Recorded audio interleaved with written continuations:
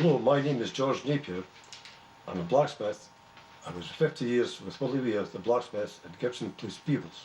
I retired 10 years ago. I started in 1956. Right.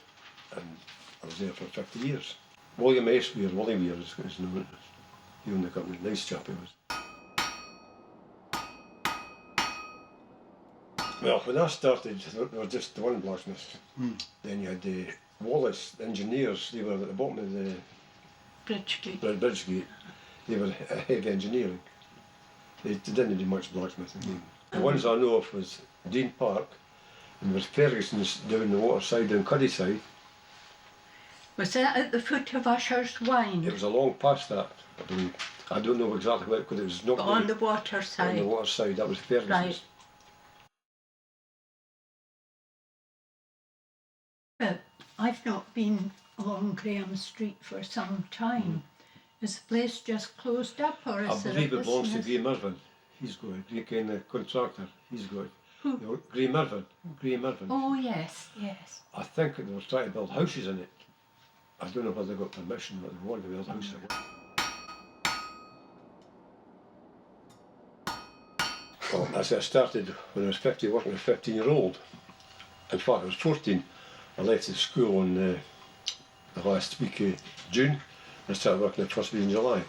And I wasn't 15 till the middle of August. So I started working at 14. And to start with, I just did menial work. I was a joiner, and Mr. Weir's brother had the joiner shop next door. So I went in and looked to the press of a joiner. He said, "Oh no," I said, "I'm not getting a press up." He said, "My brother looking in." I just come through this, and that was it. Yeah. Nice signing papers and that was it. Right. So there was no tradition in the family doing that sort of work? My father was a farm manager. Uh-huh. Right. So, Yeah. What about the trainings? Did you do any college work? Or? no, No. it was all hard work. Me picked up with that.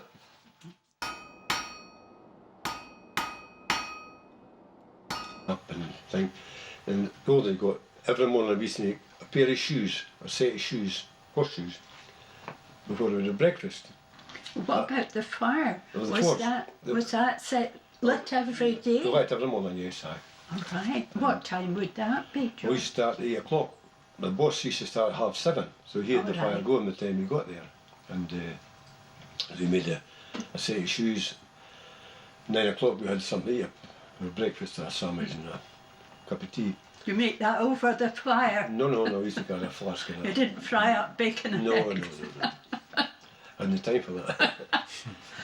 Because these days it was, well, the tractors are 1956, and every farm had about a pair of horses, a single horse, because the tractors would just come in after the war. So there were quite a few horses, and there were quite a few horses in the woods, dragging trees in the woods. We used to go up to the blacksmith at Stowboat. He was an old man, and we used to go up and shoe horses for him. And I've seen us doing 6, 7 horses in a day up there. Stowboat Estate, I think he had 5 or 6 Clydesdale horses. There was a countess at Dyser that had Stowboat then, and she was liked the horses, and she kept the horses going for years. And I gradually they just disappeared altogether. And now family's got them just for a hobby, kind of Clydesdales. Like. Yes. And the ponies, well, a cooperative, they had 2 horses, they had 3 horses, a cooperative. They had for pulling their bread cart and their milk in the morning. And we used to shoe them. A chap called Doe Murray. Donald Murray, he was one that drove the carts, but he was also the drum major of the pipe band. Doe Murray. And I said, he shoed horse. He repaired farm implements. He done work for the town council, county council. All the tradesmen, we used to go work for the tradesmen, the Clyde the builders, Grandison, George Smith. We were all building firms that we worked for. Sharpen their tools and various other things, made gates and for the piggeries, and I made hundreds of gates in Peebles, for the house gates and railings. high school, did a lot of work at the high school when it came on the stream for the alteration. I worked there for about a year at the high school. What about the stabling around the town, the likes of the co-op horses? Well, that was the top of the Store Bray, no where was houses Where now. the new houses are. The flat the fellow Stevens got the stable. Eric Stevenson, you know Eric Stevens up there with the horse. Yes, I do. I remember him crossing the ford at the foot of That's right. the iron bridge yonder. He was the last carters and Peter, what's the carter and sold you up there. Gosh, right. He came in through the Did he railway. have stabling where the railway mission is That's then? correct, he did, didn't he? I was in there. Or was? He was in there. I got that with that's the last horse. I got his last stables before he died, he was in there. Is his daughter still alive? I haven't seen her I think for she is, long. but she's doing very well. She's about 92 or something. All right, she's good age. I don't know how long it was a farm like. I think the guinea was probably adopted for political reasons, but it was the stables in there. The stables are still in there for the Clydesdale horses. Oh, and that, right. And that was Hamilton the Carters. Unless the Tates have changed, of course. No, that was David Tate's grandfather, his mother's father. Right. Waterfield Farm still up there. That was Hamilton's. I think it belongs to David Tate now. Bought his Angus grandfather. Leslie. They were the Carters. They hired new carts, horse and carts. That was Right. that was Hamilton the Carter. Was in there. Portable Fords used to take around the back of the old Ford motor, and we done some in the. If it was way up, we used to have a blacksmith at Edinburgh. The wee smith at Edinburgh used to go once a week to Edinburgh, and that was for shoeing horses. We used to have all the people with horses in there, and we would go up to some. If it was far out, we'd go and shoot them at the farms. Like. Right. Our blacksmith was at the other side of the tin pat the other side of the water. I can draw, I can design things. I'm quite a good.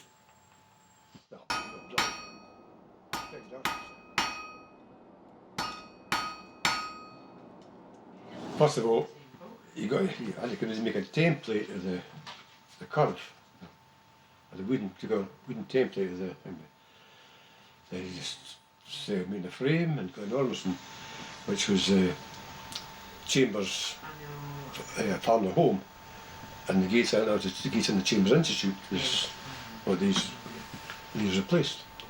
And I think they were taken, first was taken during the war. Because I don't see any other reason why they were taken away. Like. So they decided to, I think it was before they went to aboard the region, the Tweeddale must have had some cash to spare, that's what they wanted gates put on. I mean that was just mild steel and steel plate. Just you do the fish and cut the fish out. Do you need to? Yeah.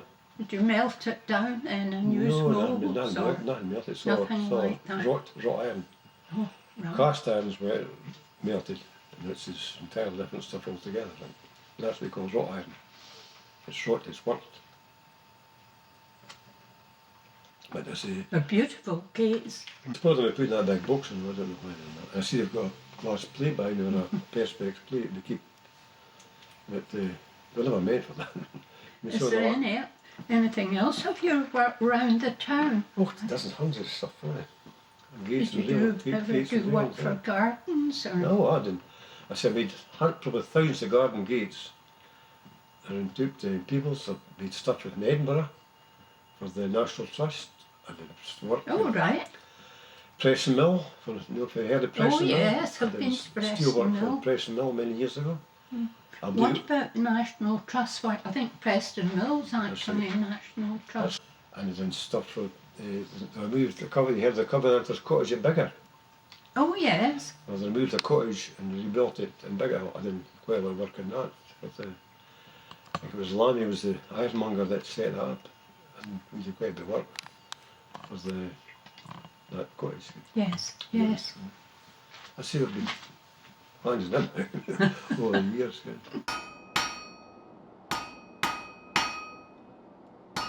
If I can go into a 6-month training because usually the holiday, I don't believe it's people about 6 months.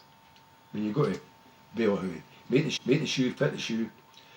Know the horse's hoof. I mean, the horse's hoof is very thin, too deep, and you're laying the horse.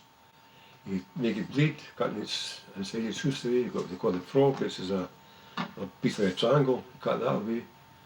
You've got to be very careful what you're doing. So I say 6 months to me is not a. How you go and come back 6 months as a trained flyer.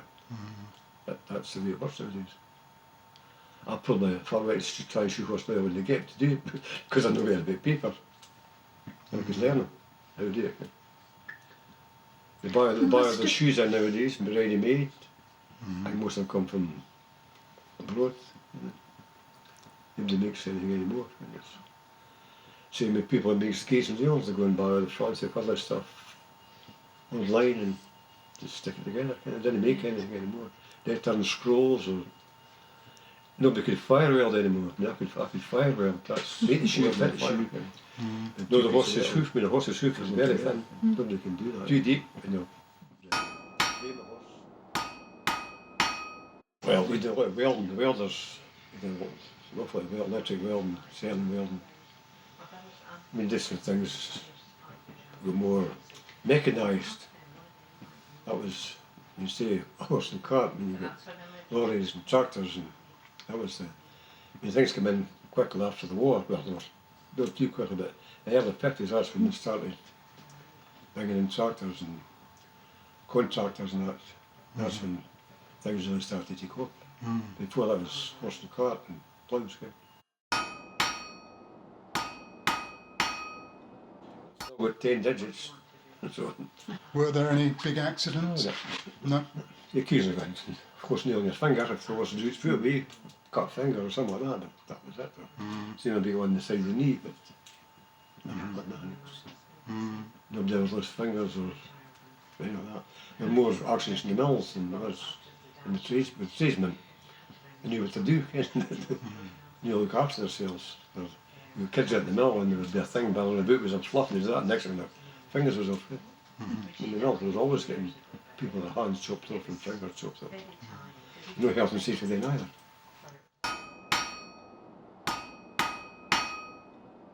Every day was a challenge really, there was something different. Yes. So you make that one day and you'd be doing something else, repairing a tractor next day, or combine harvesters, or balers. Yes. But always something different. We've been making steel work for sheds, we've done quite a few sheds over the weekend, like hay sheds, did quite a few years over the years. I did various things. Contracting, steel work, every big job in Peebles and round about we either got a shot at it. I actually worked for a year up at Gladhouse when they split the dam in the early 80s. I was a welder, welding. I worked there for months with under subcontract.